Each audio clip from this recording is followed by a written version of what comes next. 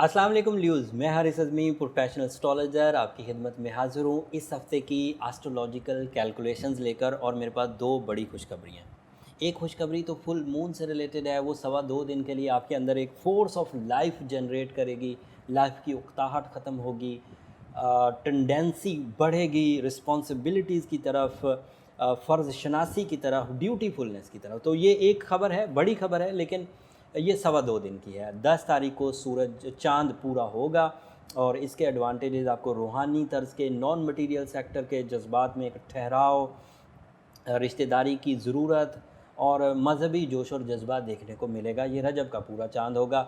And एक हदीस के मुताबिक वो जो अय्याम बैस के रोज़े रखे जाते हैं वो भी इन्हीं तारीख़ों पे रखे जाते हैं। तो 10, 11, 12 तारीख़ आपकी बहुत प्रोडक्टिव रहने वाली है। फिर जो दूसरी ख़बर है मेरे पास वो भी काफ़ी इम्पॉर्टेंट है और आपके लिए ख़ुसूसियत की हामिल है। आपका बिल्कुल अगला प्लैनेट वर्गो है, ल्यूज़ वालों का वेरी नेक्स्ट प्लैनेट। मतलब ल्यू अगर किसी का असेंडेंट हो या सन राइजिंग ल्यू हो तो मरकरी उसके लिए माल का प्लैनेट होता है।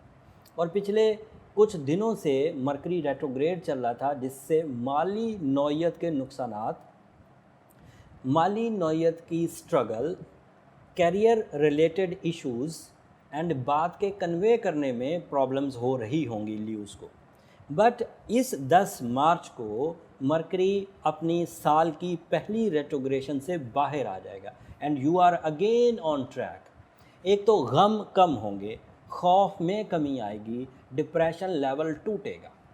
दूसरा, माइक्रो मैनेजमेंट लेवल पर जाएंगे। अब 10 तारीख के बाद ल्यूज़ को धोखा देना आसान नहीं रहेगा।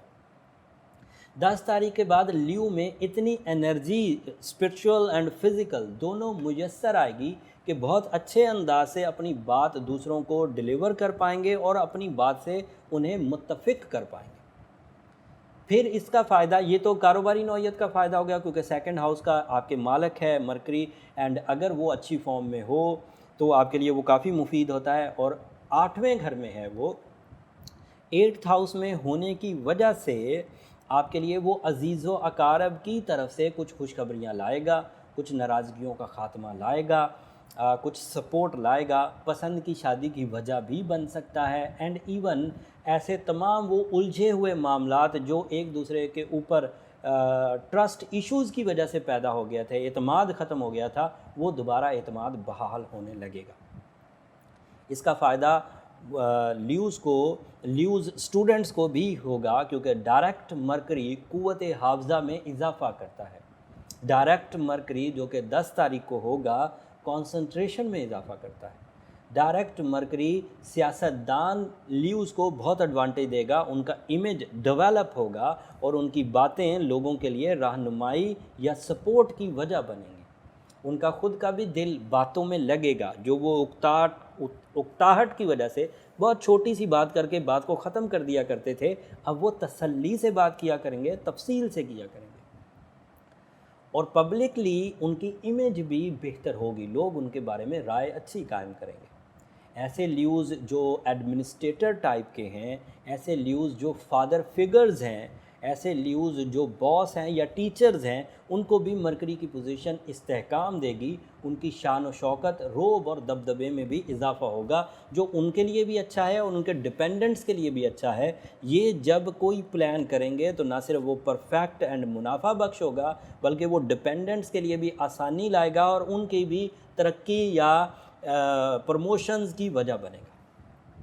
सो ये इन 2 चेंजेस की वजह से अगले 7 दिन आपके काफ़ी मसरूफ़ रहने वाले हैं। जब भी कोई प्लैनेट रेट्रोग्रेशन से बाहर आता है तो उसका जब वो रेट्रोग्रेशन से बाहर आता है तो उस वक्त 7-8 दिन बहुत मसरूफ़ियत वाले हो जाते हैं। वो तमाम रिकवरीज़ जो पिछले 2-3 हफ़्तों से रुकी हुई थी, वो रिकवर होने की तरफ जाती है, तो फिर बंदा बहुत तेज़ी से खुशी-खुशी दिल लगा कर उस तरफ माइल होता है। अब स्टूडेंट्स तालीमी काबिलियत के लिए, अगर हायर एजुकेशन के लिए या एग्ज़ामिनेशन के लिए कुछ कोशिशें करना चाहते हैं तो बग़ैर हेजिटेशन के कर लें। मरकरी के डायरेक्ट होने की वजह से ख़वातीन भी अपने अंदर एतमाद देखेंगी, इंतशार का ख़ात्मा होगा। अगर 8वें घर में मरकरी डायरेक्ट हो तो ख़वातीन को सेहत के फ़वाइद होते हैं, ऐसे फ़वाइद जिसकी वजह से उनको जो सेंसिटिविटी पैदा हो गई थी सेहत की, जिसमें वबाई अमराज में घिरना, गम में रहना, उदासी में रहना उनके साथ जुड़ गया था, जब मरकरी 10 तारीख को डायरेक्ट होगा तो वो चीज़ें सेटल हो जाएंगी। लव वंस के साथ आपके तल्लुकात वीनस के 9वें घर में होने की वजह से बहुत अच्छे रहेंगे। एंड मार्स आपके यहाँ 6th हाउस में है, so you feel physical development also. अगर कोई बंदा किसी चीज़ की मेडिकेशन पिछले कुछ दिनों से कर रहे थे और वो मेडिसन उतनी अच्छे अंदाज से ट्रीट नहीं कर रही थी, तो मार्स, जुपिटर एंड सैटर्न के 6ठे घर में होने की वजह से रिकवरीज होंगी। मार्स और जुपिटर अगर 6ठे घर में हो तो मुकदमे से जान छूटती है, तोहमत से जान छूटती है, नाराज़गियों से जान छूटती है और लंबी बीमारियों से जान छूटती है। तो दिस इज़ आल्सो पॉसिबल। मैंने कोशिश की कि इस हफ़्ते की तफसील आपको अच्छे अंदाज से बयान कर दूं, लेकिन फिर भी मैं ये एडमिट करता हूं कि इतनी तफसील देने के बावजूद भी कई सवाल रह गए होंगे।